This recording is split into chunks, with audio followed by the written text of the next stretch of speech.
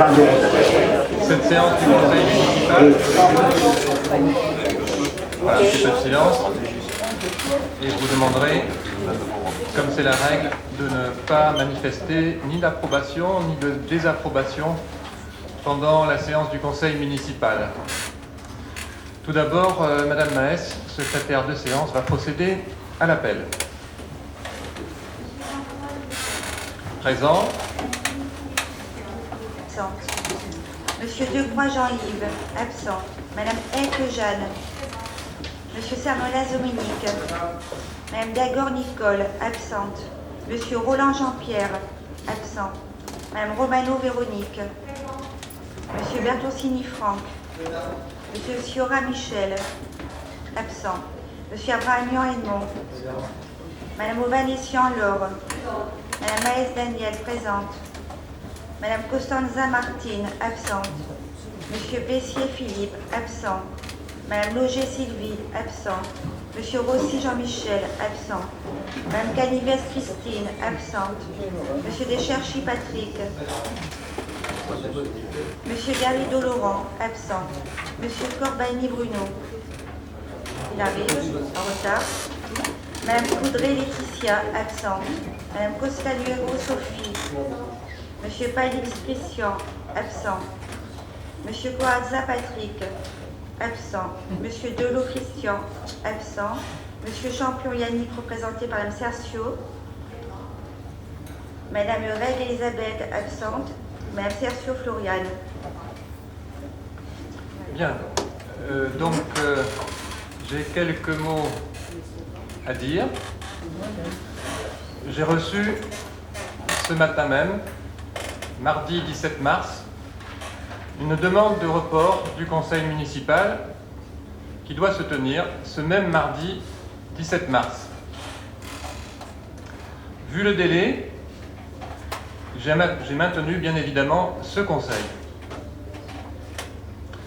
Je dois dire que cette demande m'a surpris et j'ai cherché attentivement dans ce courrier les raisons impérieuses qui devraient me conduire à le reporter. Je me vois mal vous dire « rentrez chez vous, il pleut ». Cette demande de report vient-elle de l'opposition? Non. Elle vient de Madame Kilissi, première adjointe, je vous le rappelle, et de son groupe. Madame Kilissi découvre le 17 mars qu'un conseil municipal important, il s'agit de voter ou non le budget de la ville qui aura lieu le 17 mars. La date de ce conseil est connue depuis le 5 mars. Nous avons eu un conseil municipal le 6 mars entièrement consacré aux orientations budgétaires, le fameux débat d'orientation budgétaire dans lequel j'ai expliqué les grosses difficultés financières dans lesquelles nous nous trouvions, du fait principalement des baisses vertigineuses des dotations de l'État et de la gestion financière de la mandature précédente.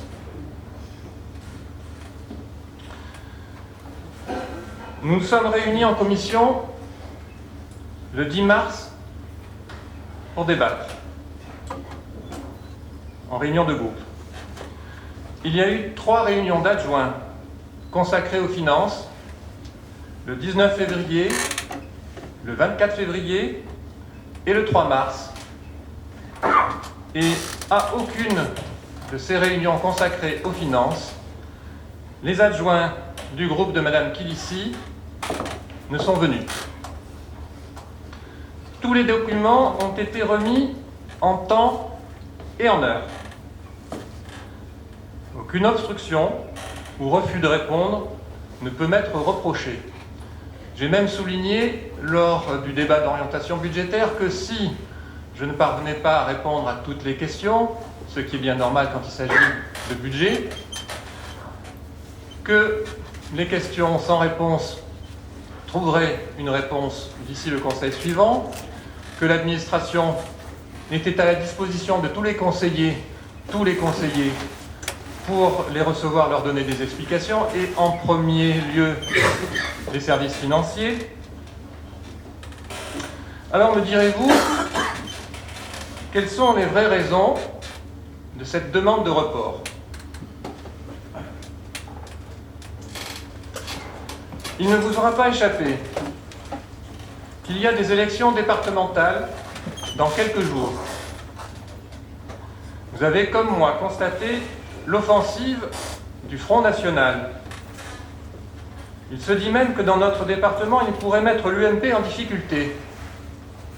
Et Mme Kilici, qui se présente à ces élections, n'est plus tout à fait sûre d'être élue dans un fauteuil.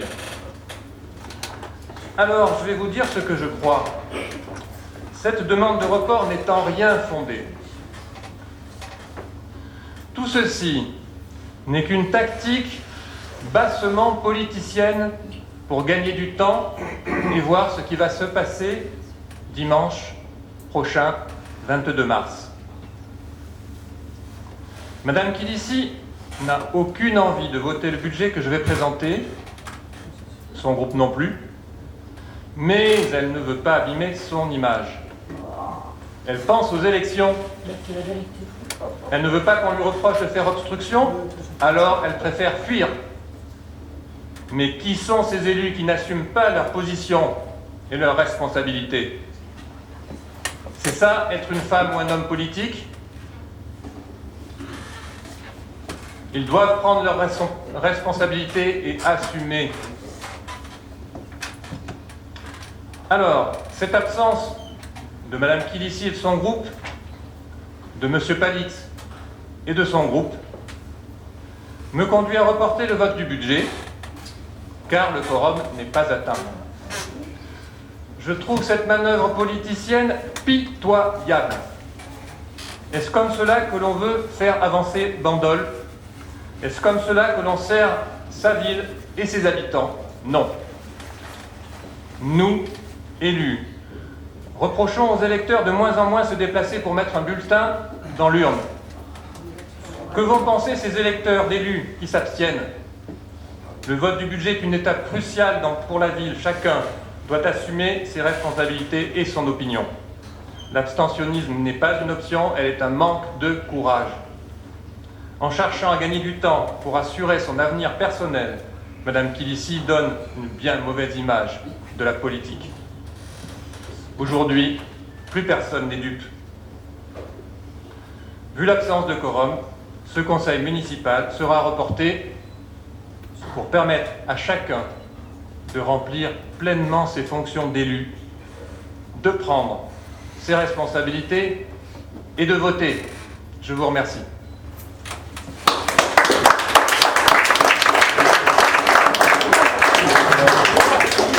Madame Cercio.